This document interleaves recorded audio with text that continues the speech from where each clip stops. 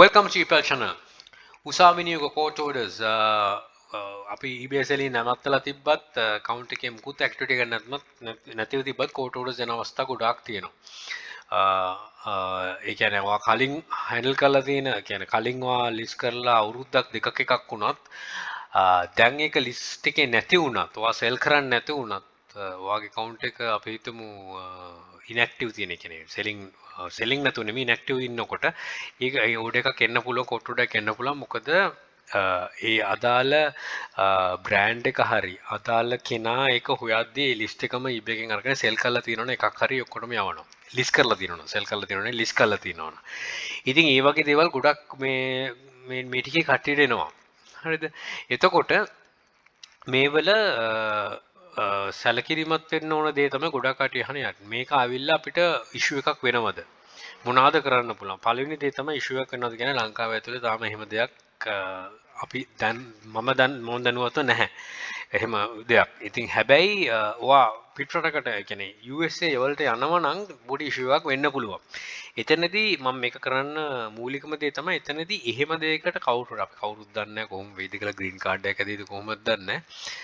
ඉතින් තමන් අඩුම ගානේ මේකට ඇප්‍රෝච් කරන. ඒ කියන්නේ ඊමේල් එකක් ආවොත් අඩු ගානේ එකට කතා කරලා බලන්න නෙගෝෂියේෂන් එකක් ගන්න පුළුවන්ද කියන එකවත්. අඩු ගානව ඇප්‍රෝච් කරනවා. නැත්නම් නිග්ලෙක්ට් කරාවගෙන ඒක පසු කාලිනව කොහොම වෙයිද දන්නේ නැහැ.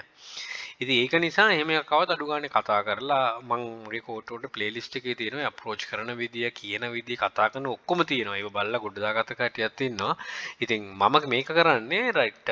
ඔයාට ඒ වගේ දෙයක් ඇවිල්ලා තිබ්බොත් මුලින්ම ඇප්‍රෝච් කරන්න අනිවාර්යයෙන්ම දවස් දෙකක් ඉඳලා ආපු ගම ඇප්‍රෝච් කරන්න යන්න එපා. දවස් දෙකක් ඉඳලා ඇප්‍රෝච් කරලා බලන්න කොහොමද කතා කරන්නේ. දැන් සාමාන්‍යයෙන් කෙනෙක් කෙලින්ම කියනවා නම්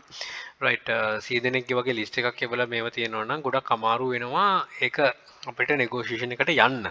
හැබැයි ඉන්ඩිවිජුවල් විදියට එවලා තියෙනවා නම් හරි එයා කතා කරන්න පුළුවන් නම් හරි ඒගොල්ලෝ කැමති කතා කරන්න කියනවා නම් ඒ කියන්නේ අපිට queue එකක් තියෙනවා. ඒ වගේ දේවල් හැම වෙලේම මතක තියාගන්න ඩොලර් 100ක් වුණා අඩු කරගැනීමේ හැකියාව තියෙනවා. ඒක ඩිපෙන්ඩ් වෙන්නේ කොහොමද කතා කරන විදිය කියන එක මත.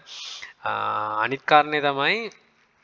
ඇප්‍රෝච් කරගෙන එයා මේ වුණාට පස්සේ කන්වර්සේෂන් එකක් අඩු ගානේ ඊමේල් 4-5ක්වත් යවලා වට තේරෙනවා එතකොට රයිට් මේකෙන් මුකුත් කරන්න වෙන්නේ නැහැ මෙයා මේකම සල්ලි ඉල්ලනවා මේක අඩු කරන්න නැහැ කියනවා එතකොට give up කරන්න රයිට් අඩු ගානේ වා ඒක ගිහිල්ලා තියෙන්නේ වා ඒක කතා ඒකත් එක්ක කන්වර්සේෂන් එකක් ස්ටාර්ට් කරලා තියෙනවා මොකද ඒක in future ඔයාට වැදගත් වෙයි if you are going to move to USA ඒ වගේ තියෙනවනේ ඉතින් අපි කවුරුත් දන්නේ නැහැ මොන විදියට වෙයිද එහෙමද කියලා ඉතින් වැඩි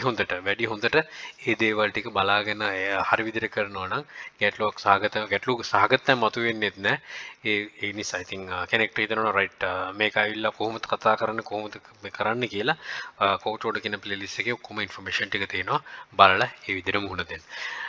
රයිට් ගොඩක් ටික කතා කරලා තිබ්බා මම හිතන්නේ ගෲප් එකෙත් දාලා තිබ්බා කිහිප දෙනෙක් ඇවිල්ලා තියෙනවා කියලා ඉතින් ඒ සම්බන්ධව තමයි කරේ ඔලුවට දාගන්නේ ටික ආවා කියලා ලංකාව ඇතුළේ නම් එහෙම දෙයක් දැනට අද වෙන ගන්න කිසි දෙයක් එහෙම නිවුස් එකක්වත් ඇවිල්ලා නැහැ right but safely in right good luck think wisely don't work hard work smart happy selling please subscribe my channel this channel එක ඉපල් hub එක subscribe කරන්න යක්ෂකයා channel යක්ෂයා group එක තියෙනවා antonym channel එක තියෙනවා මේ හැම එකටම එකතු වෙලා දැනුවත් විදිහට අපිට join and all the very best bring more Sri Lanka happy selling